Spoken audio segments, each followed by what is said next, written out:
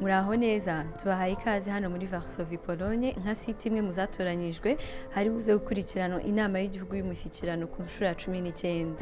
Turaba turi kumwe na ambassadeur Professeur Shyaka Anastase n'abayobozi batandukanye ba komite y'abanyarwanda batuye muri Pologne ndetse n'abanyarwanda baturutse mu mijyi myinshi itandukanye igize igihugu cya Pologne.